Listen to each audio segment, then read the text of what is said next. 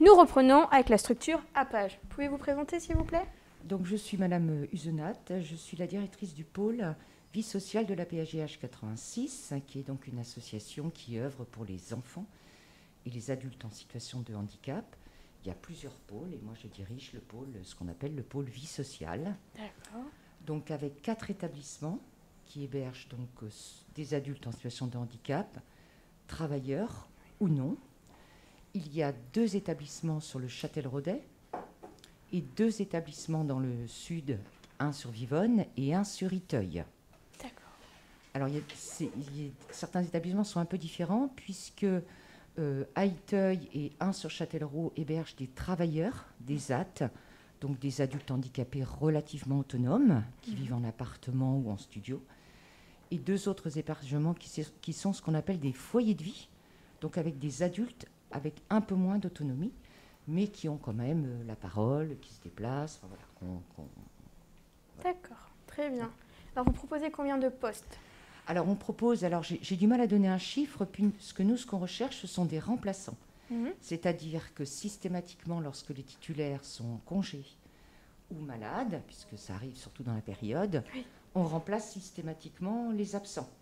Donc c'est plus ou moins de besoin de remplaçants, soit pour des titulaires qui travaillent en journée, soit pour des titulaires qui travaillent le soir.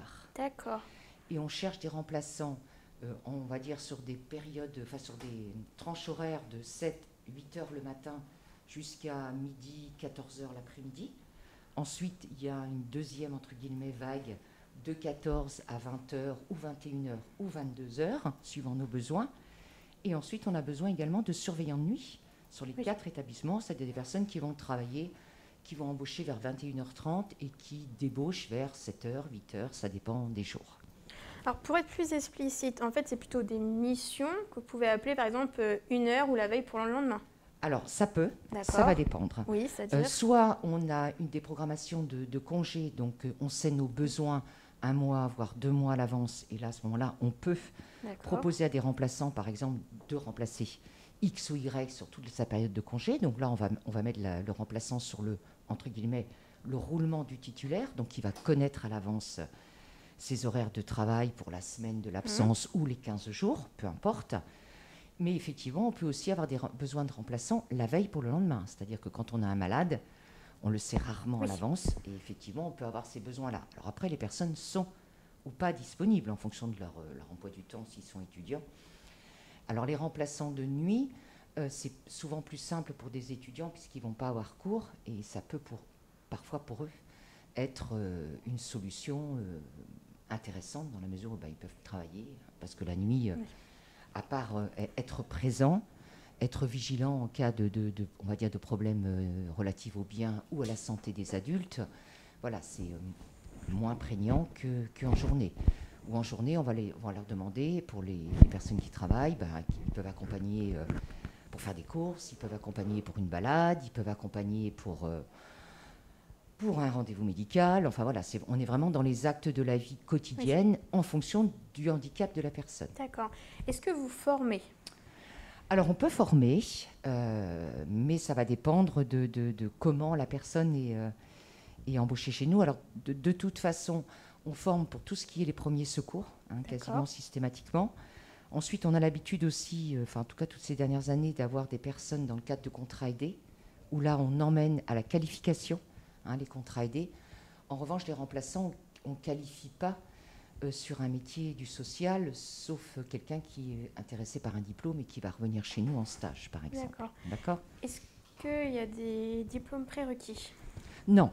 Pour les remplaçants, on ne demande pas de diplôme prérequis. J'ai envie de dire, on demande de l'appétence pour le monde du handicap, forcément, et puis une certaine autonomie quand même, puisque les adultes vont s'appuyer sur le remplaçant présent pour un certain nombre de choses à faire et de questions autres. Donc il faut quand même être relativement autonome, mais surtout avoir de l'appétence pour ce type de public. D'accord. Et est-ce que l'expérience est souhaitée ? Pas forcément. On a des gens qui arrivent, qui n'ont pas du tout d'expérience, mais qui ont envie de découvrir ce milieu et pour lequel ça correspond bien. Après, ça peut ne pas correspondre à ce qu'on avait imaginé. Voilà, ça c'est c'est les risques, j'allais dire, de toute expérience professionnelle. Mais on ne demande pas forcément d'expérience antérieure. Pour rebondir, alors, est-ce qu'il faut le permis? Alors, c'est souhaitable. Oui. Ce n'est pas une obligation. C'est-à-dire, ça nous est arrivé d'avoir des remplaçants qui n'avaient pas le permis.